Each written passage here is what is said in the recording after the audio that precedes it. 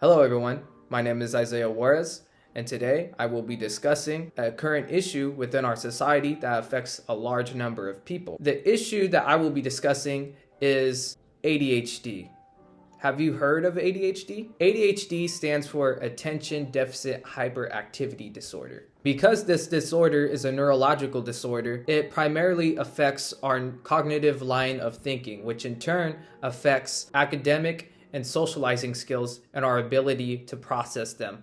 When examining particular neurological disorders, researchers and anyone who studies the matter must understand these disorders affect the individual both personally and physically. Knowing the grounds of a disorder like ADHD and how it functions can allow researchers to have potential ideas on how to counteract it. I will be highlighting three critical factors that causes ADHD to be problematic within our society.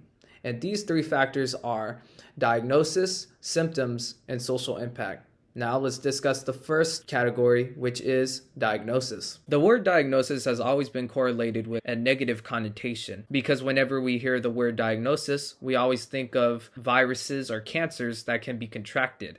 However, with ADHD, that's not the case. According to the article, a neurofeedback-based treatment for ADHD, DiMartino emphasized that the anterior cortical's inability to fully develop is a key trait when identifying functions of ADHD.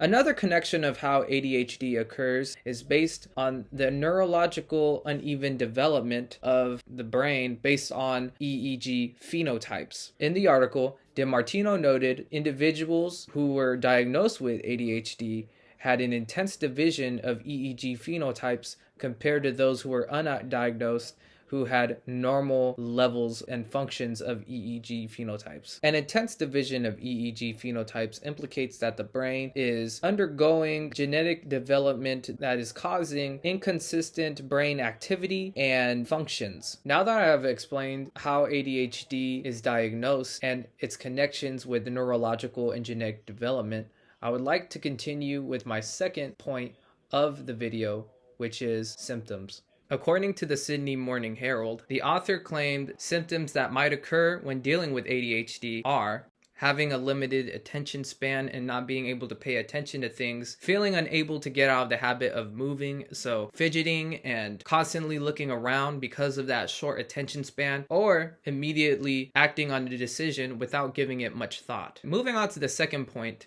dealing with these symptoms of ADHD and the limited attention span that might impact us may also cause us to have difficulty in understanding or growing accustomed to some social and learning skills. The Sydney Morning Herald also observed that individuals with ADHD have difficulty working productively with their coworkers, which is an instance of inattention. And in addition to having difficulty maintaining work productivity, those who are diagnosed also have a hard time managing communications with friends, family, or professional relationships. Now that I have explained my points on symptoms, I would like to give further detail on the social impact that people who are diagnosed with ADHD have to deal with. Society is a critical aspect in how individuals who are diagnosed with a neurological disorder like ADHD might be personally affected, and by personally, I mean their self-esteem and emotional health. According to the eveningreport.nz, some who are diagnosed feel as though they need to conform to society by hiding traits that might implicate to others that they have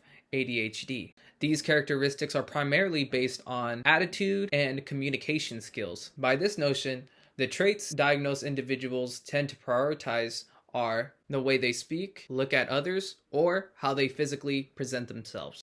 Continuing on to the second point on social impact, people who have ADHD who hide attributes of their actual personality in favor of appealing to society can experience a negative impact on the self that can be potentially severe. The eveningreport.nz claimed it is likely that someone with ADHD can deal with negative moods such as depression, contemplation of suicide, or behavioral fatigue such as feeling exhausted.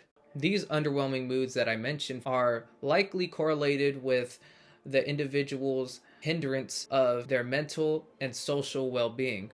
Now that I have given an explanation of how society impacts individuals diagnosed with ADHD, I would like to wrap things up with the conclusion. Today, I have given you insight on how ADHD is a critical problem in our society and for those individuals who are dealing with it. If we are to acknowledge how ADHD is diagnosed, its symptoms, and social impact that affects the individual's personality and self-esteem, then by all means, ADHD is a complex and serious matter. Since the disorder is a neurological disorder, we must not view it as a simple situation and not think of it as something that we can optimistically circumvent.